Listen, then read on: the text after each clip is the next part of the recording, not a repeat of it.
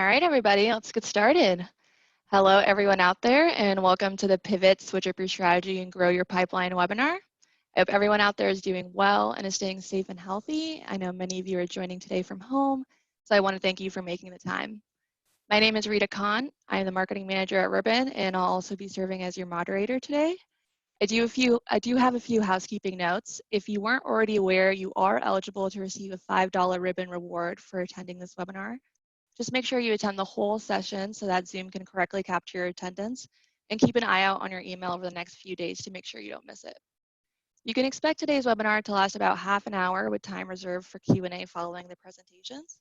Just go ahead and leave your questions in the chat and specify if it's directed to one of our speakers, and we'll get to them at the end. All right, let's get started.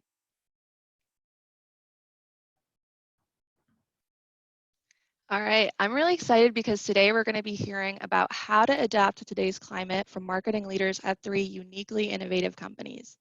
These leaders have already put into place a lot of the tactics that we're going to share today at their own companies and have seen success. Our hope is that you're going to leave this webinar with actionable insights that you can implement right away at your organization and better adapt your strategies to the current climate. First up will be Jason Hubbard from SalesIntel. Hi, Jason. Let me unmute myself. Thanks. All right. Jason has literally grown up in startups, including helping to grow 3 top 100 Inc. fastest growing private companies. Most recently, Cirrus Insight came in at number 41. He now serves as the VP of Growth for SalesIntel. Jason will be answering the question that many of us are wondering right now: how are we going to replace the leads we've lost? Many of us rely on now canceled events for lead generation or have had nearly closed deals put on hold due to uncertainty. Jason's going to show us how we can adjust our strategies to gain even more leads than what we lost.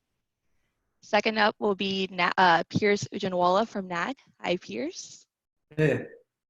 All right, Pierce is a career marketer who lived in the marketing trenches at companies like IBM, SAP, and NVIDIA and Marketo. He launched Knak in 2015 as a platform designed to help marketers simplify email creation. He's also the founder of Revenue Pulse, a marketing operations consultancy. Now, we all know how important email is right now especially, but how do you make sure you're doing it right? Pierce is going to share how the right email branding can set your digital marketing apart and help you gain the attention and trust of your prospects. Last but not least will be Jignesh Shah from Rybbon. Hi, Jignesh. I know him very well. Jignesh is the CEO at Rybbon, a digital rewards platform that helps marketers use rewards and incentives to boost their campaigns. Jignesh has been building and marketing products for 20 years at startups and enterprises and was previously the CMO at Metalogics and vice president at Software AG. Today, Jignesh is going to show us how we can stand out from the noise. Now that everything is digital, I'm sure many of us out there can relate to having our inboxes or social media feeds full of various sales offers or pitches. But how do you actually break through to your prospects and make a real human connection? Jignesh is going to teach us how to incentivize both empathetically and strategically to create human connections despite the physical distance.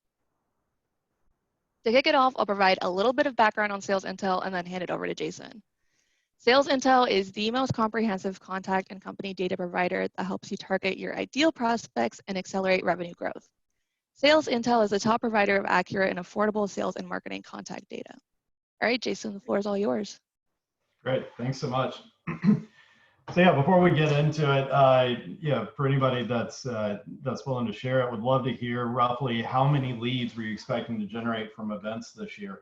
Obviously, this has been a big change that's happened here over the last month or so. Us here at SalesIntel, I mean, this was the first way we were impacted from the current coronavirus issues. We had about a half dozen events that we were gearing up to sponsor over the upcoming couple of months, and so that was a huge impact for us as far as our lead gen strategy and plans. All the way down to a couple of weeks ago, Salesforce announced they're canceling Dreamforce for this year, which is just unheard of. Anybody that's not familiar with that, I think they're up to about 200,000 people that descend on San Francisco annually. So yeah, I mean, this has upended most people's strategies. So you'll love to hear just generally how everybody's been impacted, how much of their lead gen volume were they expecting out of that. But in the meantime, we talk about how do you adjust your strategy for this? And like I said, we had to do this ourselves in real time. And so we've created some content and some pieces, and also here to share some of the things we came up with for this. Go to the next slide, Rita. All right, so first off, don't just throw up your hands and say, oh well, that's gone, that's done. We're sort of screwed. Take advantage of the time and effort that you had spent already in preparing for the event. So most of us are good at pre-event outreach, so getting out in front of it, trying to engage with people, getting meetings set ahead of time. Just because the event got canceled doesn't mean that you have to just give up on that outreach, that you should just cancel the meeting with them. Make sure you get that meeting on the books, schedule a virtual Zoom meeting, go to meeting, whatever. But make sure you don't lose that momentum and the effort that you put into it. For people that have had canceled events, you also now have a bunch of budget that you had allocated towards events that's now been freed up. So find alternative, strategies for where you can allocate that budget. One thing that Janessa is going to talk about is, at this time, ads are kind of particularly cheap at this time. So that's a great potential way to reallocate that. You can allocate it towards, virtual events. In fact, a lot of the in-person events that got canceled have shifted and are now hosting some form of a virtual event. There's also a lot of people that just focus on virtual events, period. So there's a lot of additional ways that you can go out and reallocate that budget. You can also do your own virtual efforts yourself. So virtual panels, Q&As, presentations, webinars, things like we're doing right here. So don't just give up on lead gen as a strategy, and find additional channels or additional ways to go out there and generate your leads. For the materials and stuff you created, don't just chuck them. If you printed out a bunch of stuff, consider doing a direct mail campaign. You may even find that that's more effective than having the materials at the event, since anybody that's walked an event knows you get handed all kinds of stuff, and then most people just chuck it in the trash.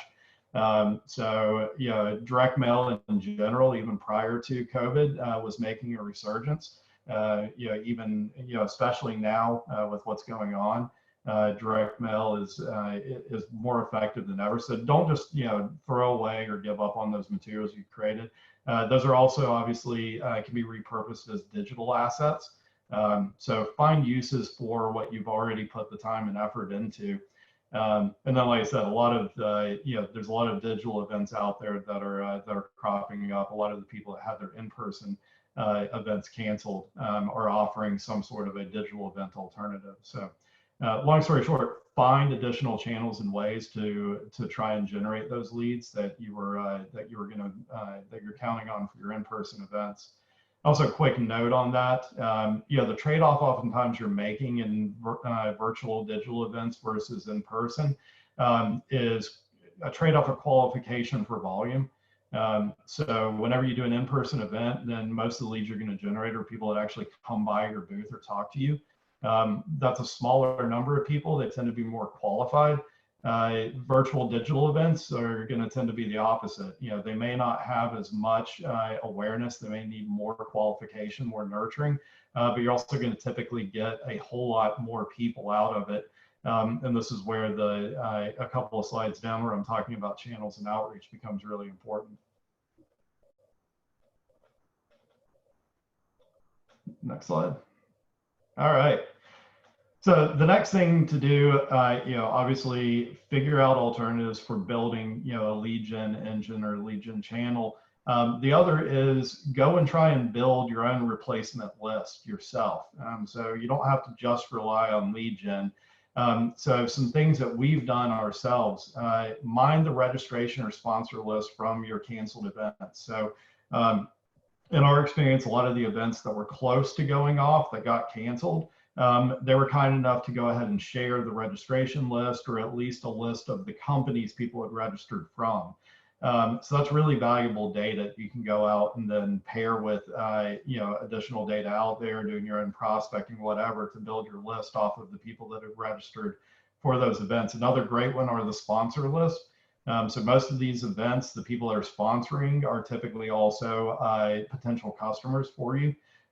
Those sponsor lists are typically publicly available, so go mine those lists of published sponsors.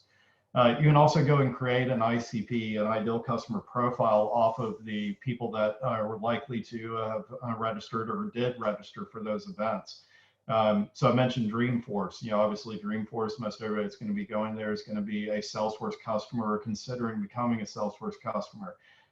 So technographics around Salesforce as a technology they're using would be a filter or criteria they would use for building an ICP. Then you can also extend that out into firmographic details like industry, company size, geographic location, stuff like that, all the way down to persona specific filters. Who are your decision makers at those companies? So you can do all of that to build out an ICP. And then if you pair that with a data partner, then you can actually go and apply those filters and generate your own list for doing outreach and follow-up. And so in that regard, one of the things what we're offering to support people who have had events canceled is if you want to come and meet with a member of our team, it will help you build out that ICP that I was talking about. And then we'll give you 1,000 contacts as far as decision makers that match that ICP that we've helped you create, for you to be able to go out to and to help replenish those lists that you're hoping to build from events. Next. All right, so the last piece. So if you're effective at finding additional outreach channels, lead gen channels, if you're effective at building an ICP list, working with a data partner, mining the registration or sponsor list, all of that's great. But now you got to reach out to those people and get in front of them. So like Rita talked about, now more than ever, it's really crowded and noisy out in the space. It's harder than ever to break through the noise, get people's attention. So a few things to consider with that. If you add 2 additional channels to your outreach, so a channel would be something like, if you're just focusing on email, adding phone calls and social to your outreach, for example. Adding 2 additional channels is typically going to increase your engagement by 4-fold. And a quick lesson with that, even if all you see is an uptick in engagement in your primary channel, those other channels are working as far as driving engagement. So if you touch people in multiple different channels, multiple different outreaches, then it doesn't really matter which one they actually come back to you on. All of those have helped push them towards that engagement and replying and getting back to you. Another quick one, more volume is not the answer. And Pierce is going to talk about this in constructing your emails the way that you need to be effective. But one of the things that we saw whenever we talked with Chorus not long after all of this hit, most people took, something that's not surprising as far as a similar approach, which was, hey, let's just dial up our volume. Let's do more phone calls, let's do more emails, and let's hope we can make up for, having trouble connecting and getting people to commit to meetings by just increasing the volume. The result also was not super surprising. Email and call volume went way up, but meeting sets were still down. Just blanket volume is not the answer. You've got to be targeted with it. You need to stay away from, mass emails, templates, generic outreach. You need to take the time, customize it, make sure that it fits who you're reaching out to, show that you did your due diligence and research. That this is actually a personal outreach. So stay away from the automated stuff, the general stuff. And another big one is make sure you're doing the right channel. So, I mentioned direct mail. Obviously, direct mail is only going to work if you've got the right place to get it to. So if you're sending it to a headquarters office and nobody's actually there, then it may be a few months before somebody gets that. Same story with phone numbers. If you're dialing into switchboards or personal desk phones, that's less effective than ever. The flip side of that is dialing to work mobile numbers. If you have a resource for getting that, is much more highly effective than ever. So we did a case study with ScaleX, who's a company that does outsourced dialing solutions and sales acceleration. And whenever they worked with our direct mobile numbers, they saw a 7 times increase in connection rates versus dialing into switchboards or desk phones. So make sure you're tailoring your outreach, both as far as what's going into it qualitatively and what channels you're using to reach out to people. All right, thank you so much, Jason, for sharing those awesome ideas. Next up will be Pierce from Knak.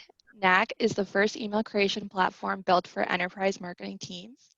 They enable anyone in your company to create on-brand emails that work with hundreds of marketing automation and sending platforms like Marketo, Eloqua, Pardot, Gmail, Intercom, and many more. All right, Pierce, the floor is all yours. Thanks, Rita. Yeah, it seems like years ago now that our entire marketing team was preparing for the Adobe Summit. And, you know, like everyone else, that was the huge part of our marketing mix. And so when that got canceled and our other trade shows and events got canceled, I think, you know, for us, it was natural to fall back on email given what we do, but it really is that reliable channel that you always have. We made the tough decision at the beginning to really pause our email communications as the crisis first started. And really it's all about, we wanted to make sure that people know, you know, that we do care and that we're messaging people appropriately. I've been speaking with a lot of our customers, lots of them in marketing operations, and this crisis has definitely meant that they're actually busier than ever before. Departments from all over the organization are reaching out to them to try and get their communications out to their audience through that reliable digital channel, which is email. So I think there's definitely more email going out than ever before, which is what that means is that you need to make sure that your emails are more engaging than ever before. So, you know, spend that extra time to come up with a really intriguing design, add in your animated GIFs, do testing, and make it personal and authentic. And I think that's what we're seeing is really working for our customers. Next slide. So here are a couple of ideas for emails that you might want to consider sending out. I think all of us right now can just use an email from someone to check in to see how we're doing. This is something that we sent out to all of our customers to really just see how they're doing, see how COVID is impacting their business. Something else that I think customers really appreciate is offering to help however you can. So, you know, in times like this where, you know, maybe cash flow is slow, offering to create flexible payment terms so that your customers feel like at least you're trying to help them through this. And we really believe that they will remember after this is over. You could share something humanizing. So one thing that we did was we sent around a blog post with all of our employees' workstations from their home offices.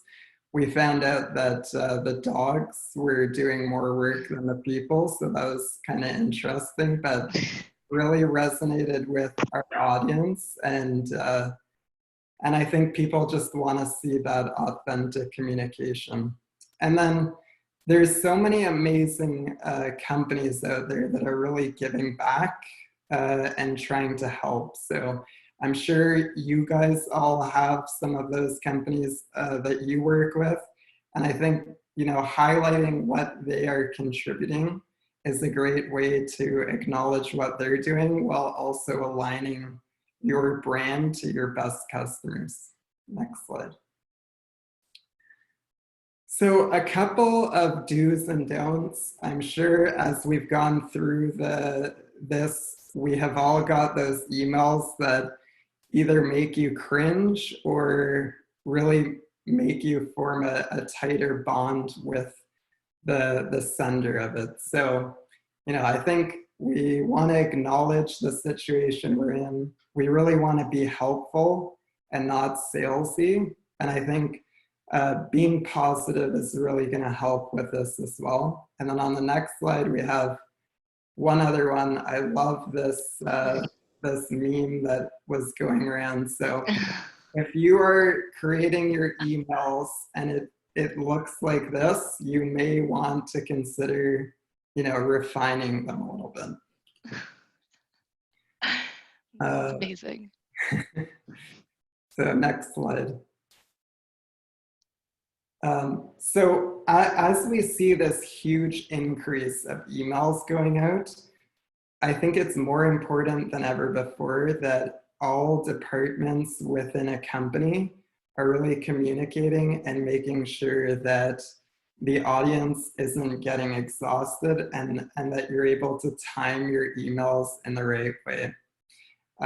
With all of these different departments sending emails, it's very easy for people to kind of go rogue and start making their emails look however they think they should look. And so really having those brand guidelines in place to make sure there's a consistent look and feel of your emails going out is super important.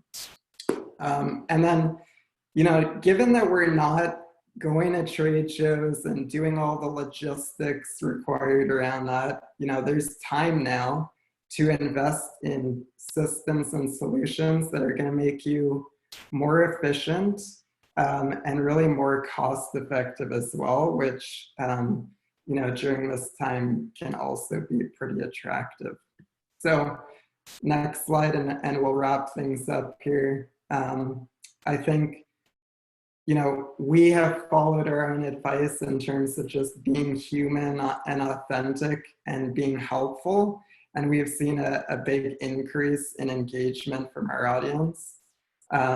We always want to kind of have the similar look and feel so that we're always improving on that branding.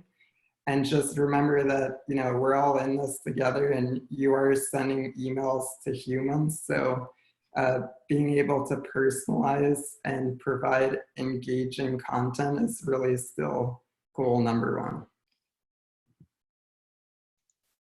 All right, thanks, Piers. I'm going to go back to that slide and make sure I'm not using any of that generic messaging in my own emails. All right, so last but not least will be Jignesh from Rybbon. A brief background about Rybbon. Rybbon automates incentives management for marketers at over 1,000 businesses. We offer an extensive catalog of digital rewards from brands like Amazon and DoorDash and easily integrate with platforms like HubSpot and Marketo. All right, Jignesh, the floor is all yours. Thank you, Rita. So I absolutely love the preceding couple of sections from Jason and Piers. Some great, very practical insights and strategies you can use. I'm going to give you a handful of more that you can put into practice within days, maybe a couple of weeks. But again, I want to share with everybody here, with the marketing hat on. We all kind of I think went through a big system shock, right? Similar to Piers' story and Jason, we were counting on two big events in March. One of them was at Qualtrics, 16,000 people attending, and was literally canceled 3 days before we were supposed to fly out. And big preparation for us. I think we all cried into our pillows for about 3 days, feeling sorry for ourselves and the plans that we had laid out. But we and everybody else I know around me has picked themselves up and has taken this new reality and has accepted the new reality. So now here's sort of the good news, bad news situation of this new reality. Yes, physical means to reach prospective customers have shut down. Maybe they will slowly open up. We do not know when and how. The good news though is that the digital channels are still available and are very viable. So that's the good news, digital channels. Bad news is that everyone, including your competitors, is trying to get their message through the same digital channels. So this amplifies a key challenge that every marketer faces, which is how do you stand out from the crowd? And how do you connect? And how do you actually create engagement? So today I'm going to share a handful of tactics that not only we have used here at Rybbon, but in fact seem to be quite popular across industries. So since March 1, Rybbon has actually helped launch 50 plus new rewards programs in a variety of industries, everything from technology to SaaS to software to education to manufacturing to sports even. And what I'm going to share with you are some tactics that we feel are very interesting and are also readily applicable and can be adapted in almost any industry. Right? And what you'll notice about these tactics is that the rewards form a key part of them because the right rewards can really make or break make the difference between being ignored to converting that connection into an MQL, into a pipeline, and growing your pipeline. Right? So starting with this idea of, okay, well, since we are all working from home, how do you even create some sort of a human connection? Right? And this is where we see three sort of big patterns or styles of programs that seem to be very effective. And where adding a digital reward can make a huge difference in terms of helping you amplify the effectiveness of that program. Start by looking at virtual events and webinars. And you are attending one right now. And this is something that we and several other companies that we support have been doing since the last 6 to 8 weeks in greater numbers than perhaps they were doing it before. Right? The key then, of course, is how do you make your webinar or your virtual event stand out? How do you make it engaging? How do you make people remember the event, make it memorable, think about it a week from now, 2 weeks from now, right? And over here, kind of adding a small reward can make a big difference. The key thing here would be to make sure that you choose a reward that is social distancing friendly. On our platform, Starbucks used to be one of the most popular rewards. It is no longer the case. And towards the end of the presentation, I'm going to give you some recommendations about the kinds of rewards you should be using during this pandemic situation. But webinars and virtual events definitely seem like a very viable strategy to create, a great connection and engagement with your prospective customers. You can take an iteration of that idea to a smaller scale in sales prospecting situations.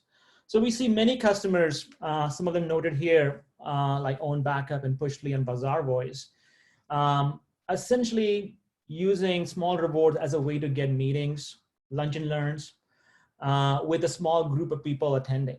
So it's a great idea to kind of sponsor sort of a virtual lunch for a set of decision makers and then kind of distribute maybe Uber Eats or DoorDash type of rewards where everyone can get whatever they would like.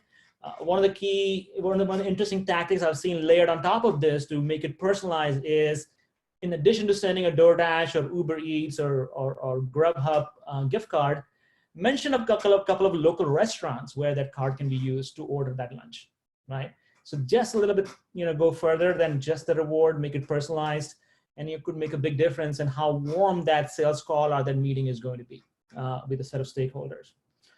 And of course, you can take this down to really one-on-one level by thanking people for their time, for attending a sales consultation one-on-one or doing demos with you. Right now, everyone's time is valuable, but this also kind of creates goodwill that we value your time. And this is, again, a tactic that we see a lot of our customers using, including a few that are listed over here.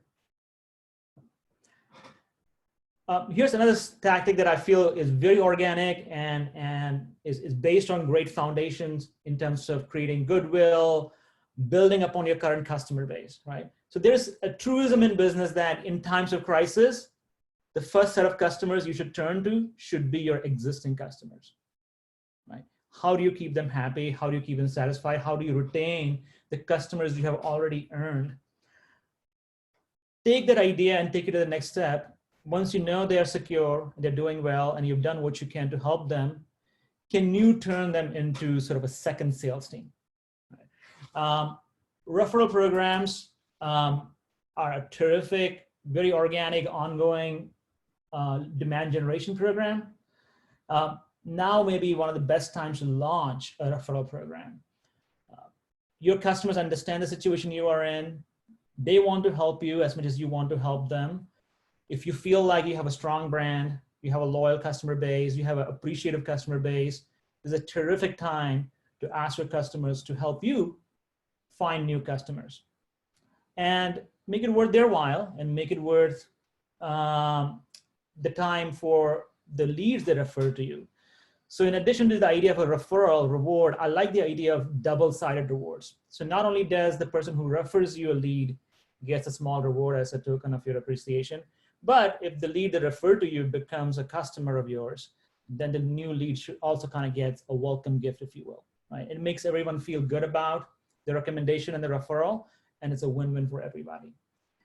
We're seeing this kind of tactic used, again, across different industries, and I've kind of listed three very different ones here. Rad power bikes, online retailer, expensive bikes, but seems to be in sort of the right place at the right time where people want some sort of a easy to get to recreational activity that can be done, solo, if you will. They are taking advantage of the current situation by amplifying the referral program. Touchstone is an agency, consulting organization, and Sequence is in the health industry. We've seen referral programs launched, across lots of industries. In fact, Rybbon itself accelerated, our own referral program. This was supposed to be launched in the second half of this year, and we pulled it back, and we literally have launched this a few days ago, and we will continue to plan to expand this. So something that can be easily launched, especially if you have a marketing automation tool like HubSpot or Marketo, and can essentially help you use your existing customer base to find new customers. And here's sort of a third category of tactics. Now, it's time to start thinking about what does next look like. We are now all past the idea of we are in the pandemic. We are kind of past the shock of the economy taking a really big hit. But we have to figure out what do the next 3 months look like, what do the next 6 months, 9 months look like, and importantly, what do they look like for our customers? We're seeing a lot of companies kind of take that forward-looking approach to say, okay, at some point this begins to recover. Things begin to come back in terms of business and demand, but what does that demand look like? Is it different from what it was before? Do the requirements change? Do the needs change? Do the spending patterns change? Do the budgets change? Great time to launch feedback surveys. Are you buying now? When do you plan to buy? What are your priorities? It can help shape both your short-term and long-term strategy. Combine this with some great content marketing. Especially if you're asking pain or problem-oriented questions, that could be the basis for some great content marketing pieces as well, right? Handful of companies here that are listed. Lyft is doing, as you can imagine, pretty hard hit by the current situation, but they're doing a lot of insights work to understand, rider and driver behavior. ODU is a university right here in Virginia, where we are based. They're trying to figure out, using surveys and feedback, what does student behavior look like in the fall and beyond. GoDaddy is investing quite a bit in learning, how their customers are looking at the product experience and what are they planning to do next. This is something that really can be applied to almost any industry and any company situation.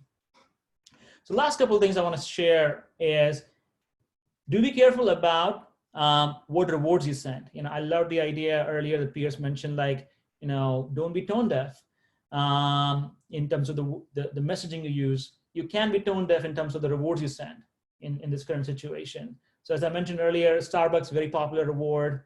Panera, very popular, may not work out at the current situation with the current restrictions.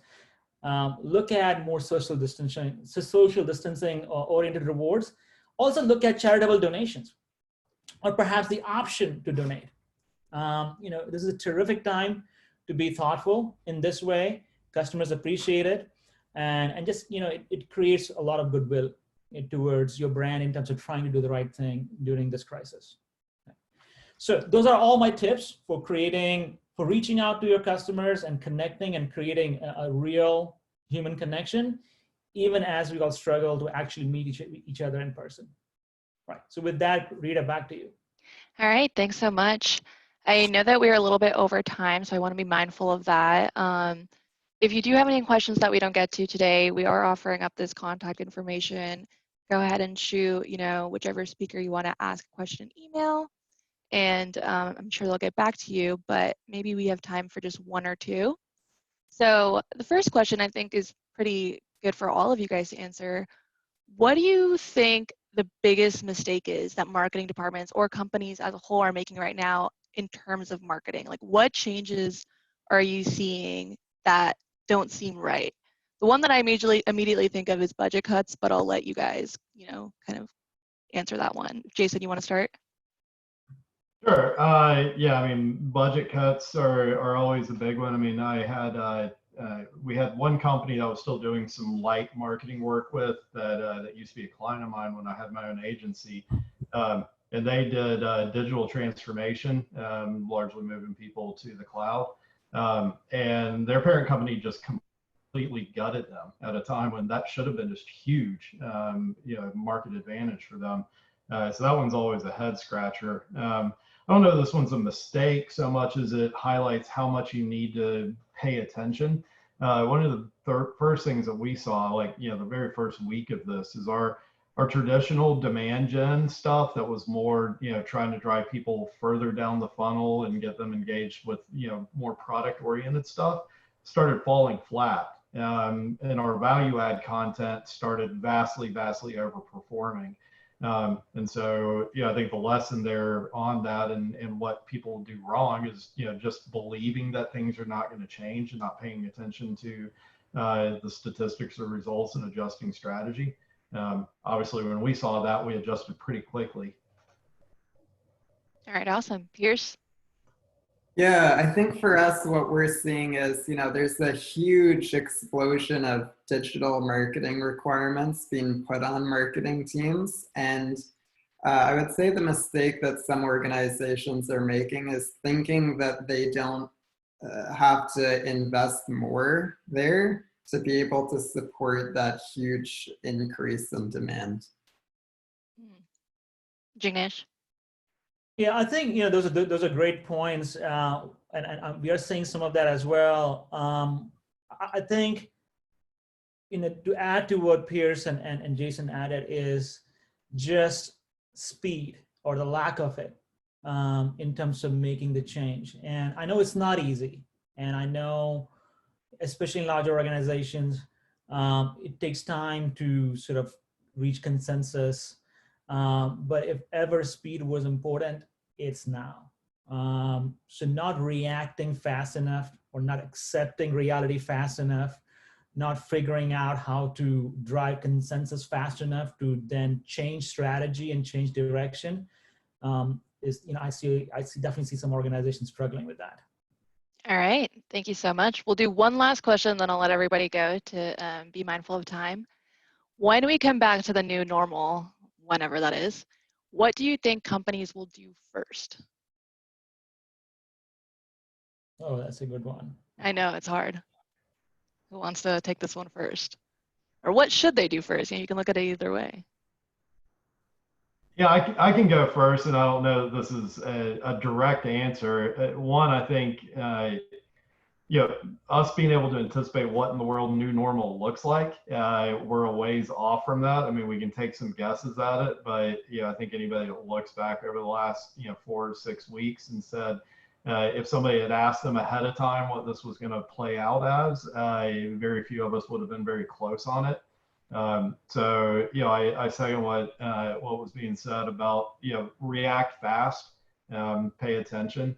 That's been key through this, and it's going to be key towards, what do you do whenever we get to the quote unquote new normal? Because I don't think new normal is going to be like, oh, all of a sudden things have flatlined at whatever new normal is. I think the new normal is going to be sustained change at a much higher accelerated pace. Good point. Pierce or Jignesh? I'm personally hoping once we get back to normal that there will be some element of face-to-face once again. I think as much as we're all trying to go digital and doing our best to do so, there's just some things that can't be replicated in a face-to-face environment. So I look forward to that day to be able to go out and meet prospects and customers again. Yeah, that's a great one. I look forward to that as well. I look forward to seeing my team after, I don't know how long it's going to be. I do think that, you know, the new normal, whatever that is, will come about, you know, sort of gradually, right? And there'll be lots of stops along the way. You know, one of the things to think about is, and I say this from personal experience, knowing that some companies just couldn't keep up their standards of service because of the handicaps that were imposed on them by the pandemic, you know, because maybe they didn't have enough staff, they didn't have enough funding. Think about sort of, not maybe a mea culpa, but how are you going to make things right? Right, once you're back on your feet. Don't take it for granted. I mean, I know people are very understanding, but people don't necessarily easily forgive and forget. So think about, as you do get back on your feet, if you've had any missteps in customer service, product, delivery, whatever may be the case, you know, what is your plan for winning your customers' trust and confidence back? And that is something that you will have to do gradually. Yep, I think that's a good point. All right, thank you so much to those of you who stuck with us. I know that we went a little bit over time, but hopefully you guys found this content helpful. Hope everyone stays safe and stays well throughout the next few weeks. And if you have any questions, you can go ahead and contact our speakers with the information right here. Thank you, Jason, Pierce, and Jignesh, for this awesome content today. Perfect, guys. Thank you very much. Thank you. Thank Have a you. good day.